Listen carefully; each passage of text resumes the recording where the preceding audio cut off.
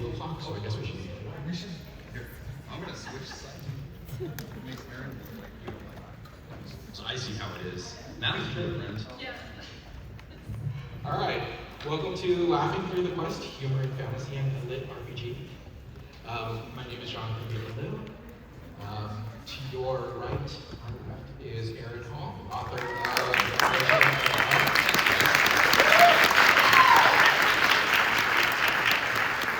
Next to him is small indie time author, Matt Dinneman.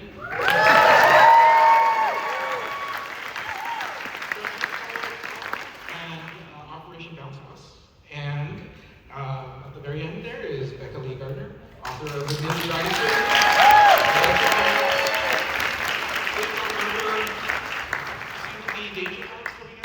Yeah? Okay, great.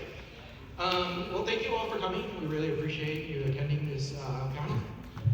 I think I'm going to start off with asking you guys a very general question. This is a panel about humor and Actually, if I can interrupt, yeah. Kenny Gould was supposed to be on this panel with us, but he and his wife just welcomed their first baby. Needless to say, he was unavailable to join us, but he did give me a statement he would like me to. Absolutely. Right? Okay, so this is from, the one and only Kenneth Gould. Hello, this is author Kenny Gould. As much as I wanted to be with you today, life had other plans. I'm instead in a hospital in Melbourne, Florida, anxiously awaiting the birth of my first child. He wrote this like days ago, because he knew this was going to happen, which is coming now, like right now. Since I can't be there with you, I've requested that San Diego Comic-Con bring me to you. I'm zooming in from the labor and delivery room, where you can watch my wife give birth in real time. Tim, can you pull that up? And then he wanted me to pause for a dramatic effect. I'm just kidding. I wish I could have seen your faces though. In fact, I wish I could have been with you all, as I've heard San Diego Comic-Con attracts the best looking, smartest, and most discerning readers in all the land. We all know this is true. And I would have liked to see that for myself. Alas. Apparently, you have to be present for the birth of your first child, even if it means you miss hanging out with Aaron Hall, Becca Gardner, and Matt Dinneman. I'm crushed that I'm not able to be with you, but I'd love to hear from you. If you have a phone, pull it out and open Instagram. Do it right now. I'm serious. Okay, I guess he's really serious about this. Go ahead and follow me at the Kenny Gould. That's the Kenny Gould, G-O-U-L-D, and shoot me a message. Say hi, give me parenting advice, and if you're so inclined, check out my book, The Castle of 1,000 Doors, which is way funnier than Dungeon Crawler Carl. And Matt can't even deny it because I've named my kid Donut Gould. Wait, what's his Instagram again? The Kenny Gould. The Kenny, G-O-U-L-D. The 5th book in my series actually comes out today, surprise, and it's free on Kindle Unlimited. It's also free on Audible for the month of July. Please read it. I need help establishing Donut Gould's college fund. That's it, folks. These authors rock. Thank you for keeping the spirit of reading alive, and enjoy the show.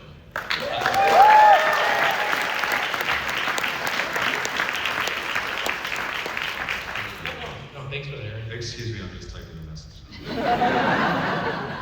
It would actually be really, really funny if you guys all sent him a message, showed him lots of love. Baby came at 6 this morning. The one from Matt will be enough. The one for Matt's gonna be amazing.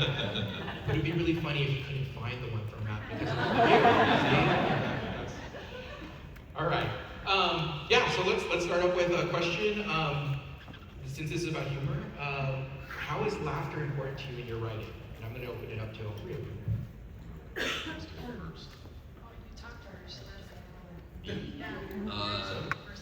I don't know. I feel like the world sucks sometimes, so laughter is a really, it's the best medicine or whatever. But yeah, I feel like those moments of levity, those moments where, jokes help us connect with ourselves and each other, and I think that's a really beautiful thing. And it's just, don't take yourself too seriously, have fun. I don't know, it's like, I feel like I don't have an intelligent answer for that, but it's just, who doesn't love to laugh? Like, who doesn't love it? Yeah. No wrong answer. I agree with Aaron, you can't take this stuff too seriously. We're just writing books here. It's not anything crazy, super important that's going to save someone's life or anything if the joke doesn't land. So, you know, being funny for the sake of being funny sometimes is okay. For the most part, most of the humor I try to use is actually just, you know, cutting the horror of what's happening in the stories I'm writing. But sometimes things are just funny for funny's sake. It's okay to laugh. There's nothing wrong with that. Yeah, I think every funny person has some trauma that they're working through, right? But I, in general, think that we need more whimsy. You know, why not be a little bit whimsy and make yourself laugh? Yeah, excellent. Rebecca, I have a question for you. Your stories are generally geared more for middle age, so humor changes as your demographic changes. I will share a story. I read Becca's stories to my kids who are 11 and 9 at night before bed. She knows this. I tell her that all the time. And we were recently reading Danger Dogs, and there's a portion of it where a dog has explosive poop. It's amazing. I literally had to tell them both to get off the floor. They were laughing. Like, and you know, like I feel like that's very geared towards that exact age group. Like, do you have to like do anything to think about like what makes that age? No, I'm just a giant kid. Okay. So it's just natural. No, yeah. When a corgi turns into a cyborg, there are consequences, and that is explosive food. Like I just follow the joke. No, I'm just a giant kid, and I've always been like that. So. Awesome. Matt, I don't read your books to my kids. I know, it's the issue. I know, it's weird. My wife. Children love gonorrhea jokes. Apparently,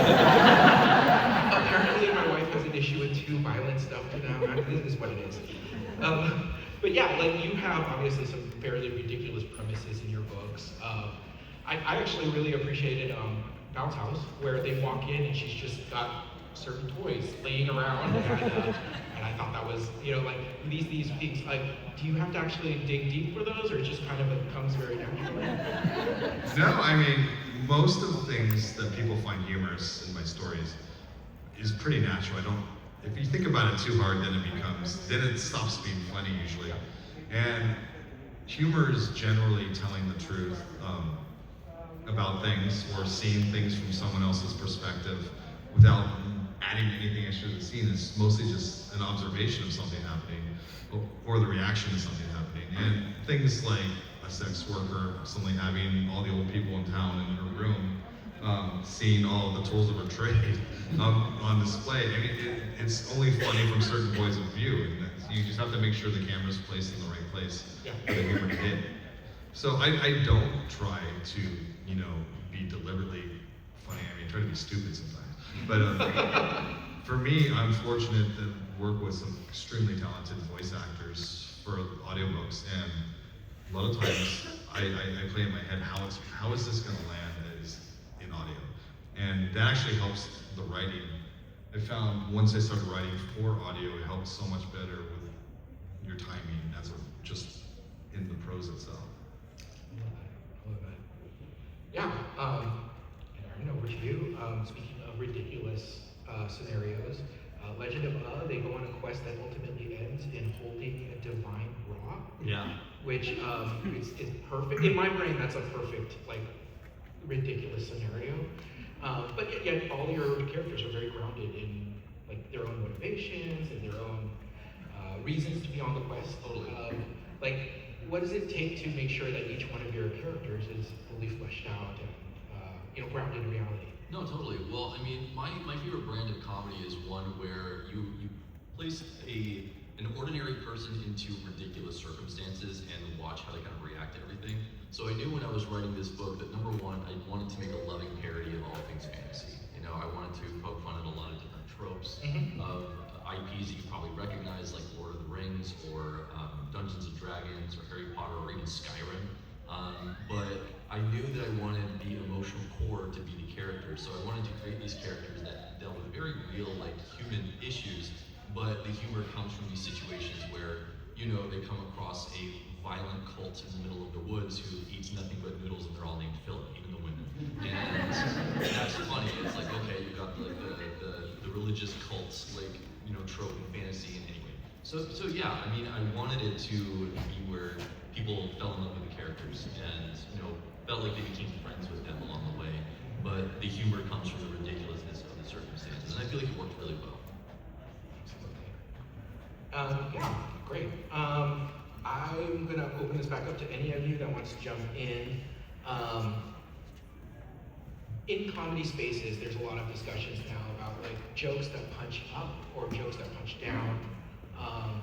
And like in all three of your works, you guys do a really great job of punching up or doing self-deprecating humor as opposed to punching down, which I think can be the easier joke at times. Like, do you have to be intentional about that?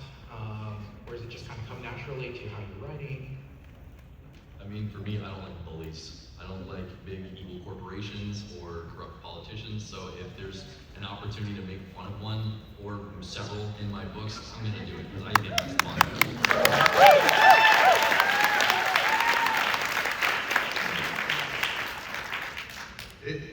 It really is so much easier to punch down if you're not thinking, or if you're inherently cruel.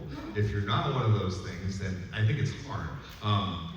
I have like it's not a joke, but a scene that's meant to be funny to the outside in my very first book, Dungeon Crawler Crow book, that is punching down, and it's very deliberate. And the whole purpose of it is to show the cruelty of the system. And when you do stuff like that, it's important to have the characters have realistic reactions to it. And if your characters aren't pieces of shit, then they're not going to find it funny either. So I don't think it's easier. It's not anymore because if you say, well, that's not funny, then it's probably, not going to work, and it's stupid to put it in there. But I agree with Aaron. Punching up towards the people that deserve our mockery is the best way to do it.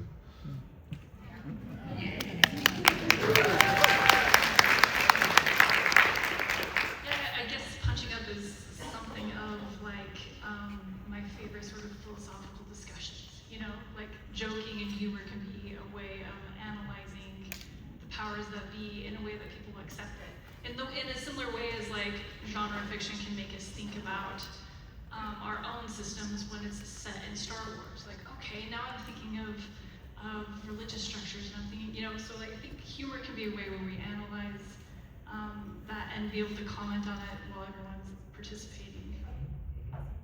Yeah, I love that. I think Matt's books have often been talked about the satirization of political systems and whatnot. You want to talk about that? Well, I mean, the easiest type of humor for me is just pointing out the truth and then how ridiculous it is, and that is usually perpetrated by the powers that be. I mean, how is it that your health insurance can cost $1,500 a month when you make $1,600 a month? It doesn't make sense. And when things don't make sense and someone points it out, it's funny to a certain extent, but it's not funny. I mean, that's the type of humor I like to do. Is you laugh at it at first, haha, they have to have a license to eat this food, and then you realize how horrifying that is. Yeah. Yeah. For sure. Excellent. Yeah, thank you. Because of the nature of this particular panel, I'm gonna assume that many of you have questions that you're gonna want to ask. So we're gonna ask one more question, but I'm gonna ask you guys, if you do have questions, start lining up. So, okay, so it's just it's a little early, I know, but I want to give as many of you a chance to ask as humanly possible. Because I do, see, I knew it. The question I'm going to ask while we're lining up and fighting amongst ourselves is, who inspires you on a humor? Like, who's somebody that you think is really funny, outrageously funny, that inspires you from that? Okay, I'll start. I was raised watching like the spoof movies of like Mel Brooks. He's a legend. So I really, really enjoy kind of the people who are willing to poke fun at other big properties in kind of a loving way. Like Mel Brooks is a big influence. A lot of like the silly kind of comedies of the 80s and 90s. Like I'm all about that. So that's where I get a lot of inspiration. Yeah, a lot of my inspiration is from books. Like Douglas Adams and Terry Pratchett, and like Robert Asprin's Myth series, stuff like that. A lot of like silly, stupid, punny humor. And then I'm actually become a big fan of, I mean, this might sound silly, but there's so many creators on like TikTok and YouTube that make original skits, and they're just regular people like you and me, and then they film these things and put it online themselves, and some of it is like the funniest shit I've ever seen in my life. And there's so much talent out there in the world, and being able to, I know like YouTube has become like a cesspool and stuff, but there's so much greatness out there when just regular people are like just letting their freak flag fly. And so I spend hours, and it's not doom scrolling, because I'm like looking at like some of the greatest talents of our generations, just having a great time online. It's fun. Is that considered research? I think so. Well, I charge myself, $150 an hour to do it, and then my tax returns. So no.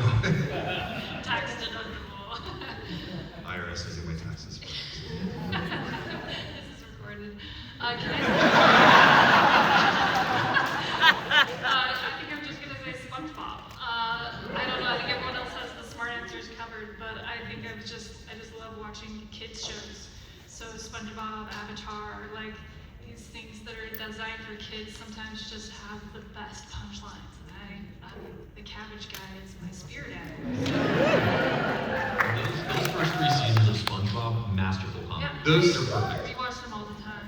Those like the late 90s, early 2000s kids television programming, when everything was just unhinged and off the hook, was the greatest thing ever. It's anything from like Cat Dog to Mr. Meaty and SpongeBob, all that crazy stuff. Oh yeah. Adventure Time was like a big influence for me with Blood and Bug too. It's very like totally inspired. Yeah, I love that show. Yeah, and they wonder why this generation is a little bit unhinged. I love it. All right, let's go to the first question. Hi, I think actually the question was been asked. Get real close to the mic. Matt already touched on it a little bit, but I feel like LitRPG really blew up in the past year or two, and I've heard about all 3 of you through TikTok, YouTube. But I was wondering for, I guess, Aaron and Becca specifically, because Matt touched on it, are there any other authors or series in the LitRPG world that you guys A, recommend, or B, get a lot of inspiration from? In the LitRPG world specifically, there's a couple of them are actually in this room right now, I think. There's Eric Uglin, who wrote the Good Guys series. I don't know if he's actually here, because I think he might have left. He's in line. I saw him. But there's Travis Deverell, who wrote Shirtaloon, who wrote He Who Fights with Monsters, is in this room.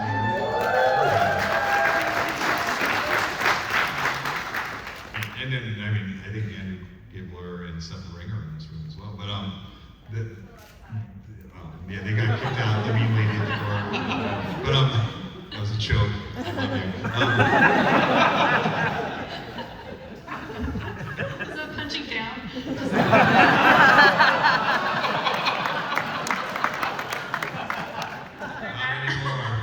Not anymore. I'm very low right now. No, there's so many great ones. Even like stories in LitRPG specifically that aren't attempting to be directly humorless. There's so much talent. Hillock Jobson, who's wrote Vertical Fishing, he did a great job being funny. And then there's All the Skills, which is a great book, but it's not meant to be humorous, but as soon as we meet a certain character, it becomes funny. And there's so much of that. I think every good story benefits from humor. When it's too serious and too, takes itself so seriously, then I tend to fall out of it, because anybody who knows anybody that's even a military veteran or anybody that deals in any sort of combat thing, humor is the only thing that really cuts that tension, and they need it to survive. And then people who have very serious war books, they should portray the people involved in it realistically.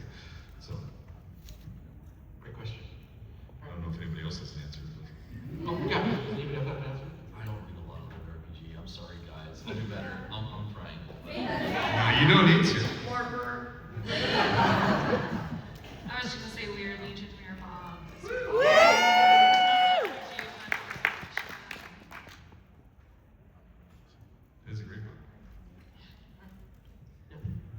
So this question is directed towards all three of you. But my frame of reference for it is from Matt's book, specifically Dungeon Crawler Carl and Operation Bounce House, which I don't think gets enough credit. That rules. I love that book. But in those two series, you have two important but very different AIs as characters, centrally. They're both very funny, but in very different ways. Like in Dungeon Crawler Carl, I don't think I'm spoiling anybody here, but he's kind of insane, and that's part of the humor. But in Operation Bounce House is like much more standard robot, but it's that sort of Vulcan humor of just being right at your face and just saying like off-the-wall things when you don't expect it. It represents that you can use comedy in all these different ways, not only funny haha, but also to define character in a very important way. And I'm just wondering how much thought goes into that when you guys write your books. Well, for me, it goes, that thought process comes before I even start writing the first word on the page, because I like to build my characters up a little bit before I throw them into the story. And in Roger specifically, Roger is, if you haven't read Operation Bounce House, he is a robot that got repurposed for agriculture to control a bunch of other robots. But he also had a nanny program installed in him to watch over the children. Problem is, the grandfather died without, and when he died, the password died with him, so they couldn't turn the nanny bot off. And now they're in their 20s, and they're dealing with this robot that shocks them when they swear and all this stuff. But Roger takes his job very seriously, so that's the setup, and then you just play it straight, you play by your own character's rules, and then anything else that's like humorous ensues. Yeah, totally. I feel like for me, Friar Steve is kind of that character in the Legend of where he is this earnest friar who is trying to worship the goddess. He's a killer, like kick-ass mage, but he also has a condition where he yells everything he says. He's got a lazy eye, no chin. Like he's not nice to look at, but he's got like a negative charisma modifier, guys. So like depending on the situation, I could call on Friar Steve for like a great joke, just to dispel the tension or something. So yeah, there definitely is some intention with writing certain characters and thinking, okay, this will be a great character to, slip in a joke here or there or whatever. It's fun to figure that out as you go. Yeah, I think if you're creating a character, you can think of like hills your friends would die on, and then just take that to an extreme.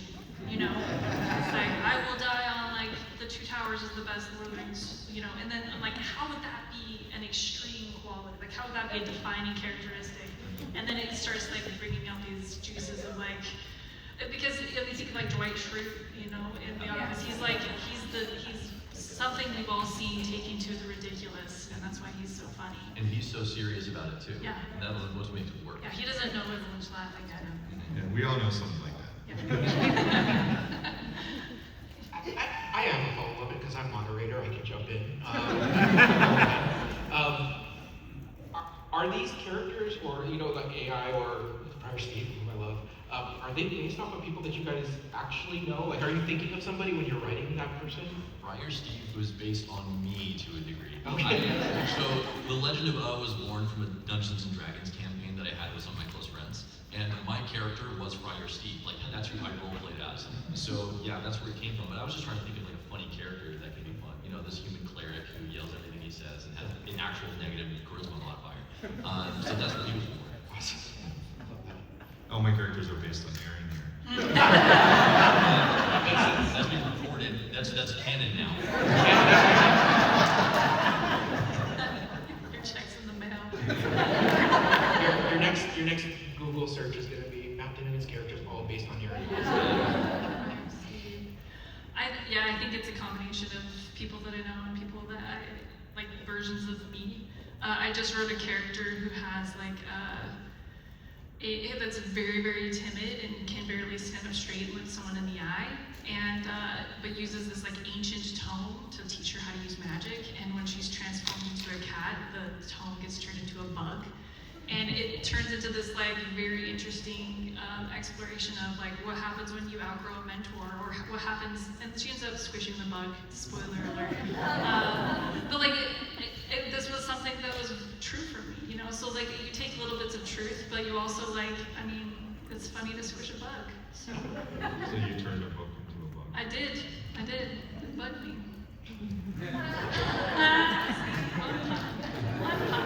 I'm surprised it's like a bookworm. See how I got a cheer and you like pointed out. All right, next question. Hi, this question is for Matt. Is there anything that specifically inspired you to create the characters in Dungeon Crawl Carl, like Carl or Donut or Mordecai? Not those three characters, who are basically the first three characters we meet, are not any one particular person. Carl was deliberately designed as like kind of an amalgam of like every typical 27-year-old person who's just kind of, you know, maybe he's had a bit of a screwed up childhood, but he's just kind of cruising through life, happy with the status quo, not wanting to rock the boat because he's, you know, even though there's all sorts of danger on the other side of him, he would prefer to just stay in his lane and ignore everything. And then someone who's being forced to deal with something horrific.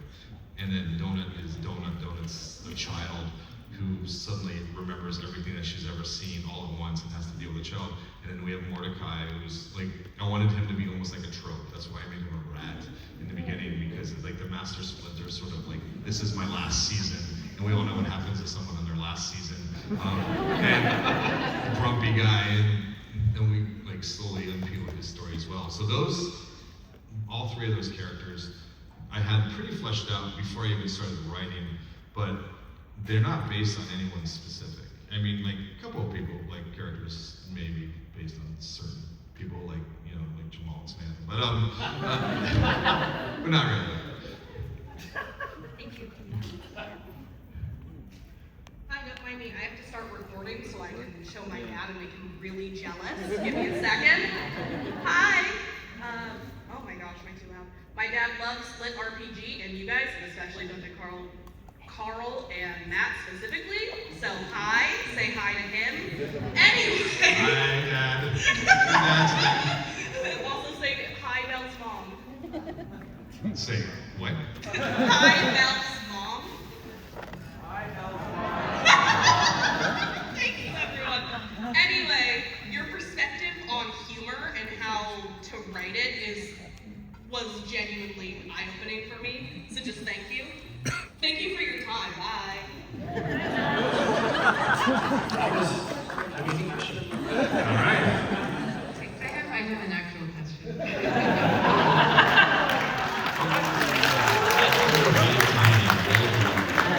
We'll take it. I think so. I'm like many people here, probably most familiar with Matt's work. But you tell these really serious stories in a way that's very, very funny. How do you approach creating a story that has something real to say about the world, while also making it fun and hilarious? I think, well, a lot of it was a lot of trial and error as I grew as a writer, because when you take yourself very seriously and you want to say, I want to write a story about genocide, and I want it to really hit hard, and I want everyone to like sob when they read it and hug their cats. When you can't do that, you can't just set out to do that and write this dark truth. I mean, you can. There are fans of people, of things like that. But I found you lose people almost immediately if they know that's what they're getting into, because nobody wants to read that stuff. They don't want to feel bad when they read things. These are adventure stories, silly stories about the dungeon. So you have to cut it with humor. You have to give them something to look forward to.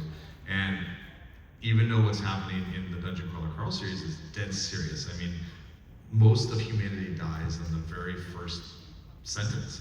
And everything that's happening is awful, but because of the characters that we've grown to love, because of the humor in the situation, it's palatable to everybody. I mean, I wouldn't be sitting here up here right now if it wasn't as humorous as it is. And that's a very fine line, because sometimes it's really easy to swing too hard in one direction or not. If you're too humorous, then people think it's stupid, or they won't like it, and they think, well, it was just too jarring with this humor, and you go the other direction and it's too grim dark without the occasional humor. That can be done, and it's done well. Joe Abercrombie's master of that, I think, where it's a little bit less humorous, but it's still freaking hilarious when it is. And the way he does it is beyond me. He's a master, and I tend to focus a little bit more humorous, but still serious. But there's so many different ways to do it, but it's practice. Thank you. Thank you. Hi, so this question goes out to everyone, but Matt, I'm going to be using one of your books as an example. So I just finished Carl's Doomsday Scenario, and if anyone remembers the ending, it goes off the rails. So, Wait, real quick, is that as far as you've read? No, I finished. Okay, just make sure. I just finished it. So, my question is, how do the three of you as authors know when to make things go off the rails, just absolutely crazy?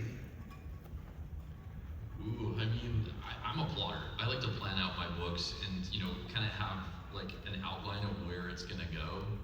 So yeah, that's an early brainstorming phase thing for me, where, once it starts getting to the end and once like shit really starts to get real, it's, but yeah, that's just a planning phase thing for me. I don't know about you guys. Oh, I pants it, so I don't know. I'm surprised when it goes off the rails. Just minutes before you guys are surprised. But it's what the story needs. It's a weird thing to be a writer because it feels like it's very intuitive. You're like choosing, like listen to the force. Like it's very much like, what does this story need right now? And then it will take you different places. And sometimes it takes you places you where the characters are in peril and you have as much anguish as the readers do because you're like, oh crap, I didn't really need this. I didn't think it was going to go this way. But I always set so many different things up, and I'm also a pantser, which means I don't use an outline and make it all up as I go along. I have no idea where we're going. But I set a lot of things up, and I set them up without knowing how they're going to pay off, but I know that they have to pay off in this particular book. So in order to make them all pay off at once in a way that makes sense, it has to be something batshit, because how else can it possibly be? I mean, how do you put like a talking pig and a god quest and a pet biscuit and all this stuff into one scene and make it make sense? You have to go big. You have to go big. And that's why I write the way I write, because this story in particular, I have to keep escalating each time because that's the most fun for me, and I think it's the most fun for you guys as well. Okay, thank you.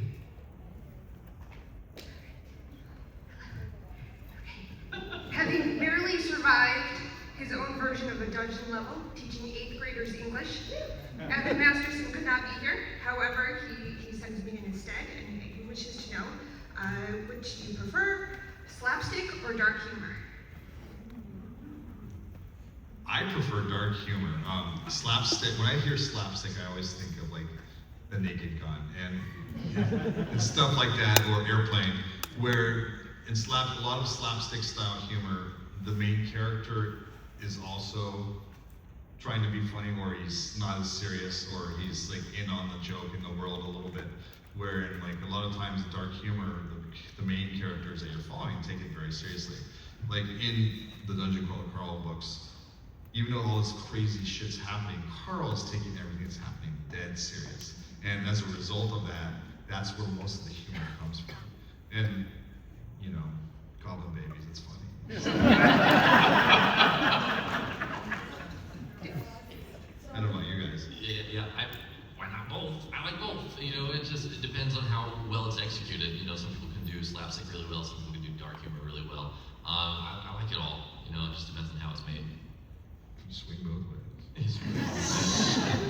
I think if we go by Matt's definition of whether they're in on the joke or not in on the joke, I lean towards dark humor, which is weird because it's middle grade. But there are a bunch of humans being turned into cats and dogs, and they don't love it. They're like not in. They're trying to take it serious. So. Thank you so much. Love to be a golden retriever. What sort of animal would you turn into? Oh gosh, I don't know. Like a cat just eats and sleeps and gets cuddles on their terms, so like I get it. I don't know. The first thing that was the lizard. Lizard. As long as you have like a nice little warm rock. Yeah, just like. That does sound nice. Maybe it's just because it's hot in here. wizardy. Sorry. Okay. Thanks everybody for being here.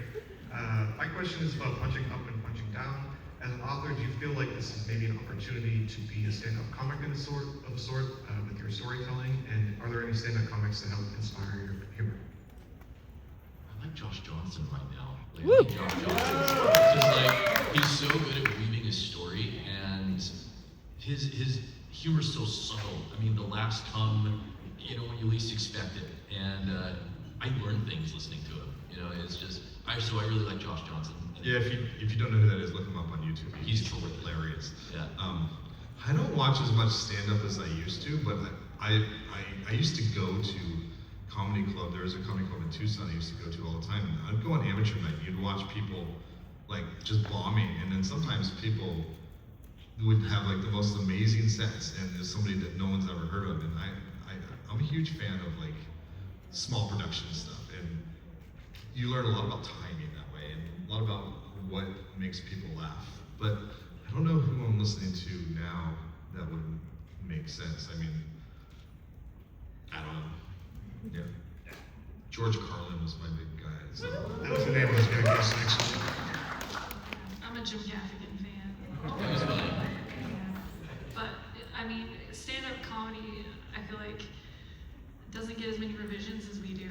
I don't know if I want to call myself a stand-up comic because I do it sitting down with a lot of revisions and very funny on this third draft. Cool, thank you. So my question is for everybody. Unfortunately, I am only familiar with Zinneman's work, but how do you guys feel was your greatest obstacle when writing your books or series? Greatest obstacle? Yeah. I would assume. What was the greatest obstacle as a writer creating your stories or series? Whether it was in the beginning or now or upcoming, what do you feel has been the hardest obstacle? Gosh, there's so many obstacles. I mean, just like writing a book is hard. It's a challenge. I think a huge challenge that I faced for many, many years was marketing. Trying to figure out how to get my work out there. But thankfully, my friend Z.S. Diamante, who does like cozy fantasy, he's a great author. He kind of put a fire underneath me and was like, "Bro, you need to get into social media. You need to be posting often." And that was a big like hill for me to climb because I did not want to put myself out there on social media and blah blah blah. But I did, and that was around the time The Legend of Ugg came out. And thankfully, it's the market was poised for funny fantasy. People are embracing it more now, and with just kind of plugging it more and more, it got its claws into the space, and now I'm a full-time author. Like it's selling enough that it's paying my mortgage, which is nuts. So that's been like the biggest obstacle for me to climb. Thank you. I think one of the biggest obstacles is knowing the difference between making a fear-based decision and an inspiration-based decision. And that can follow you in marketing, that can follow you in what book you write, that can follow you no matter like where you're at in this process. So if you're making a decision out of fear, out of what you think people will say or do or think about you, and you move that way, it will always take you farther away from your dream. When you make the inspiration decision, it's scary, and you end up on a panel next to Matt Dinneman. but it will take you closer to where you want to be. So, and that's one of the things I love about Matt and his journey, is that I feel like he would be doing this joyful story about Dungeon Crawler Carl with or without, and he's like living his dream, and so it's inspiring for me to see what Matt does that way too. Aww. A little bit of heartwarming in the funny panel. My answer is actually relatively similar to what she said. I've been writing a long time. A lot of people don't know this, but my first novel came out in 2003, and I've had a lot. But no one's read them except Dungeon Crawler Pro. But I started self-publishing instead of trying to do the whole agent publishing thing over and over again, right around 2017, and I was moderately successful in some of my earlier self-published books. But I was never making enough money to like do it as 100% for a living or anything like that. And when I started writing Dungeon Crawler Carl, I thought to myself, you know what? I'm not going to even think about how this is going to be perceived by anyone.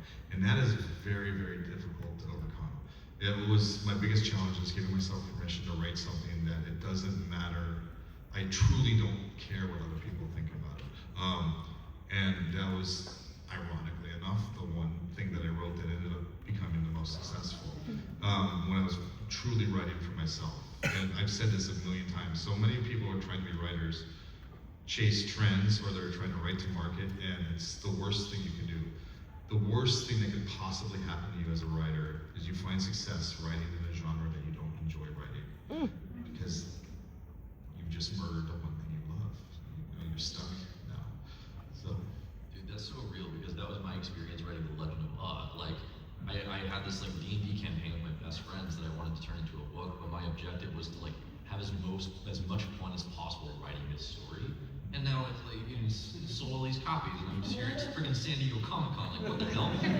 So yeah, totally, like, write what you love, like, chase that thing that just tickles your brain, you know? That's great.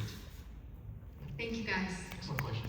I'm gonna pause really quick because a lot of you keep saying, I'm directing this question to everybody, but I've only read Matt's books, which is great. We're really excited that you're all Dungeon Crawler fans, especially Matt.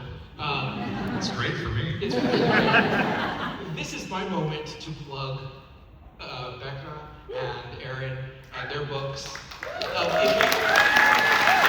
you do one thing at this con, find an author that you've never heard of before, find out about them, pick up their book. It means worlds to them, right? Well, I get the honor to moderate panels like this where Aaron walked up to me right before and he's like, I heard that you read all of our stuff beforehand. I said, yeah, of course, because I have to be somewhat knowledgeable about what I'm talking about. But I get the pleasure of reading all these things that I don't ever get a chance to, I wouldn't pick up otherwise. And I fall in love with DJ and his crew, right? And Min is, like, no kidding, one of my kids' favorite books, right? So, like, go out, find an author that you haven't heard of. These two I would recommend, and then, and go away from the con with something that you probably wouldn't have heard of if you weren't here at the con. So, yeah.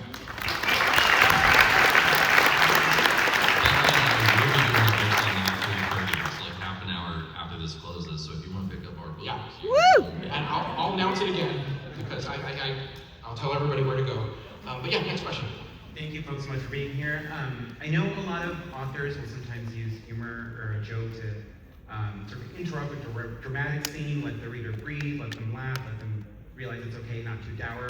So I'm curious, has humor ever influenced the more serious or dramatic sides of what you're writing, and has the jokes and the humor ever influenced that area of your work? Every single time. I mean, every time I write a scene that's very, very serious, I need to break it up a little bit. And we, like Dungeon Crawler Book 5, for example, without spoilers, it has kind of a pretty heavy ending, and then it has an even heavier epilogue. So what are we gonna do afterwards in the audiobook? At least I have 5 minutes of donuts singing. And it's not even part of the book, but it's gone completely viral and it's all over the place. But that's just, an easy example. There's, the art of writing is, leading your readers' expectations and emotions in a way that you're intending. And you don't wanna the roller coaster that spins too fast kills the writers, and you don't wanna kill your readers. So it is a very, very difficult balance, and we all take that balance in different ways. I would say the same. Yeah, he said. Awesome. Thank you. Thank you very much. Hi. You guys have talked about characterization a little bit. How do you go about building characters that are funny and ridiculous, but are also endearing and you can get an audience to really root for them? I have a fun answer to this. I feel like people really gravitate to a characters based off the vulnerabilities that you show them. When you show a character in their vulnerable moments, like the things that they're insecure about, the things they worry about, those kind of things, I feel like it really humanizes them. But in terms of like an ensemble, in The Legend of Odd, you've got DJ, Riley, Francis, and Steve. They're all such different colors of people. DJ's kind of like the unsure of himself, feels like a bit insecure, and Riley's very precocious and eager to be a ranger, and Francis is the orc who loves literature, and that's really unusual this kind, and then Steve is the comic relief, and everyone loves him. So they all like bring like a different flavor to the group, but you each see each of them in their vulnerable moments, and I feel like that really is what makes the audience gravitate to them. And it's important to make sure that they don't exist just for a single joke too. I have some characters that I do that on purpose. I introduce them and it seems like they only have a single joke, and then you eventually like peel them back like an onion and you learn more about them. But it's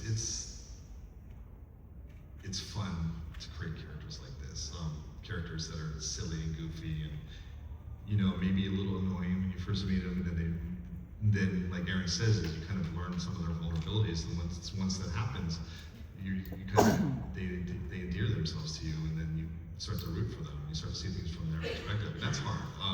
It's a hard thing to do, right? So do my best. Do a pretty good job. Yeah. No gullies. Yeah. I mean, give them somewhere to go. We love to see characters grow. So find where they're going to end up and work backwards from there. Yeah. Every time I create a character, no matter who it is, if the character speaks in my book, then I know two things about them, and I suggest this at every writing workshop. Every single character, know what they want the most in the world and know what they're the most afraid of. I like that. And it doesn't have to have anything to do with the scene. The thing they're afraid of is like eating ice cream by accident because they're lactose intolerant. But it's a battle scene. There's no ice cream or no lactose. But if you know that about them, then it kind of helps shape everything about them. Once you have two sides to a person, then you can easily see the shadows on the other side. That's a genuine view. Yes. I mean, of mine. Sorry, man. I hear it's Asian people have more. I don't know. I have no idea if that's true. It is. Okay. I've been told to stop. So sorry if you need to ask Wow. questions. I apologize. Let's all blame. And not me. It's not my fault. I will say that Becca and Aaron are going to be signing at 3:30 at the Sales Pavilion AA02. Go pick up their book. They will sign it for you. They will say nice things about you. We also have just a Comic-Con exclusive bookmark. We'll have 50 of them, and we'll give them to anyone who comes to our signing line.